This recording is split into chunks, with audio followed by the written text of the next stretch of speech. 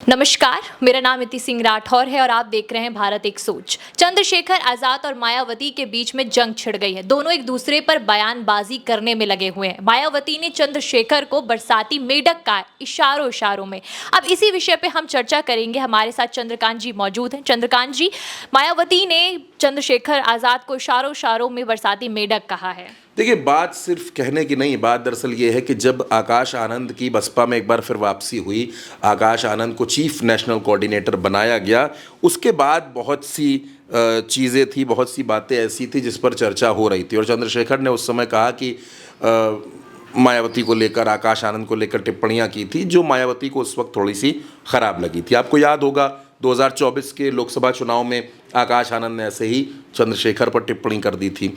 लेकिन मायावती ने जो टिप्पणी की है, सबसे पहले मैं आपको वो टिप्पणी बता देता हूं कि उस टिप्पणी में उन्होंने कहा क्या है। मायावती अपने ट्वीट के जो सबसे आखिरी हिस्सा है उसमें लिखती हैं कि कांग्रेस, भाजपा व सपा आदि पार्टियों के सहारे व इशारे पर चलकर बहुजनों की एकता व बीएसपी को कमज़ोर करने वाले बरसाती मेढकों की तरह के संगठन व दलों के नेता चाहे निजी स्वार्थ में विधायक, सांसद व मंत्री क्यों न बन जाएं, इनसे समाज का कुछ भला होने वाला नहीं है, लोग सावधान रहें।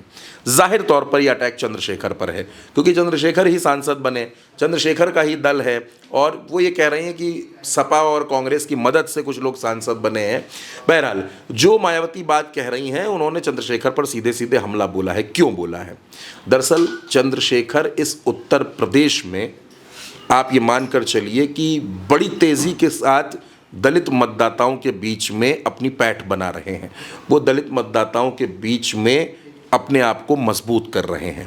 मायावती भी दलितों की राजनीति करती हैं, चंद्रशेखर भी दलितों की राजनीति कर रहे हैं और एक तरीके से मायावती को चुनौती दे रहे हैं, चैलेंज दे रहे हैं। मायावती की जो बनी बनाई सत्ता है उसको ललकार रहे हैं। तो मायावती को ये बात नागवार गुजरेगी, जाहिर सी बात है। अगर कोई आपके हिस्से की चीज़ में से बंटवारा करने आ जाएगा तो आपको भी नागवार गुजरेगी। लेकिन चंद्रशेखर मायावती का बहुत सम्मान करते हैं। चंद्रशेखर से जब पूछा गया कि मायावती आपके बारे में इस तरीके की टिप्पणी कर रही हैं, तो चंद्रशेखर ने जो जवाब दिया, मुझे ऐसा लगता है कि वो कोई मंझा हुआ नेता ही दे सकता है। चंद्रशेखर ने कहा कि देखिए, उन्होंने कहीं मेरा नाम तो लिखा नहीं है और मैं उनका बहुत सम्मान करता हूँ। वो हमारी आदरणीय नेता हैं, हमारे समाज के लिए उन्होंने बहुत काम किए हैं, मैं उनका सम्मान करता हूँ और मुझे ऐसा लगता है कि वो मेरे लिए टिप्पणी नहीं है, वो किसी और के लिए है और आप लोग इसको बेवजह तूल दे रहे हैं। देखिए, अब चंद्रशेखर की बात में एक बहुत बड़ी बात है। चंद्रशेखर ने पूरी तरीके से मायावती का सम्मान किया, कोई ऐसा शब्द नहीं बोला जो किसी को चुभे, बुरा लगे और अपनी बात भी कह गए। चंद्रशेखर ने ये दिखा दिया कि मायावती का पूरा सम्मान करते हैं। तो मायावती को मानने वाला जो समर्थक है, वो अगर ये देखेगा कि नहीं, इस व्यक्ति ने मायावती का सम्मान किया, कोई ऐसा शब्द नहीं कहा, उल्टा मायावती ने इसको बरसाती मेढक कहा, तो वो एक जुड़ाव चंद्रशेखर के साथ बढ़ेगा। हो सकता है 10 में से एक आदमी का हो, लेकिन वो एक आदमी जो चंद्रशेखर के साथ जुड़ेगा वो ईमानदारी से जुड़ेगा, शिद्दत से जुड़ेगा। इसको कहते हैं पॉलिटिकल सोच, इसको कहते हैं पॉलिटिकल जो रणनीति होती है वो यही होती है। मान लीजिए किसी सीट पर बहुजन समाज पार्टी का और चंद्रशेखर का पार्टी का प्रत्याशी आमने सामने है और उस व्यक्ति को लगता है कि मायावती की पार्टी का प्रत्याशी कमज़ोर है। उस स्थिति में वो क्या करेगा? वो भाजपा सपा के साथ नहीं जाएगा, वो चंद्रशेखर के साथ चला जाएगा।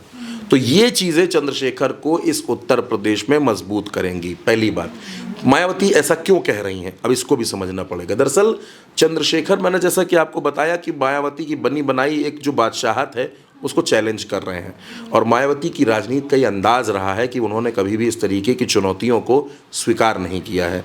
अब क्योंकि उत्तर प्रदेश लगभग चुनाव के मुहाने पर खड़ा है, 2027 में उत्तर प्रदेश में चुनाव होना है। अब 2027 के चुनाव में मायावती और चंद्रशेखर, क्या, क्योंकि बहुत से लोग कह रहे थे कि इन दोनों के बीच में गठबंधन हो जाएगा, अभी ऐसी कोई संभावना नहीं है। आकाश आनंद आ चुके हैं बसपा में पूरी तरीके से, बहुत से राज्यों की वो रिपोर्ट ले रहे हैं, सारी चीज़ें कर रहे हैं। लेकिन क्या चंद्रशेखर मायावती के लिए चैलेंज है, बड़ा चैलेंज है? तो मैं आपसे कहूँगा बिल्कुल है, क्योंकि चंद्रशेखर उसी वोट को टारगेट कर रहे हैं ना जिसको मायावती टारगेट करती हैं, और उसी बेल्ट में पॉलिटिक्स कर रहे हैं जहाँ पर मायावती करती रही हैं। पश्चिमी उत्तर प्रदेश के इलाकों में 18 मंडलों में चंद्रशेखर समीक्षा बैठक और प्रबुद्ध सम्मेलन और न जाने क्या क्या कर रहे हैं। लखनऊ भी बीच बीच में आते रहते हैं अपने कार्यकर्ताओं को ताकत देने के लिए, मजबूती देने के लिए। तो ये तमाम सवाल जो हैं वो ये कहते हैं कि मायावती को क्या चंद्रशेखर से इनसिक्योरिटी महसूस होने लगी है? क्या मायावती को लगने लगा है कि जो करिश्मा, जो पैशन चंद्रशेखर के अंदर है वो आकाश आनंद के अंदर नहीं है? मायावती इन दिनों आकाश आनंद के पीछे चट्टान की तरीके खड़ी है, क्योंकि मायावती को पता है कि बहुजन समाज पार्टी का अगर कोई फ्यूचर है तो वो आकाश आनंद है। ऐसे में आकाश आनंद को कमज़ोर नहीं होना चाहिए।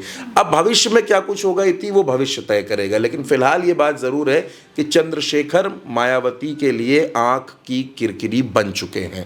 चंद्रशेखर मायावती को चैलेंज कर रहे हैं और चंद्रशेखर इस उत्तर प्रदेश की राजनीति में बहुत तेज़ी से आगे बढ़ रहे हैं और मुझे लगता है कि आने वाले वक्त में वो और भी ज़्यादा मजबूती से अपने पांव जमाने की कोशिश ज़रूर करेंगे।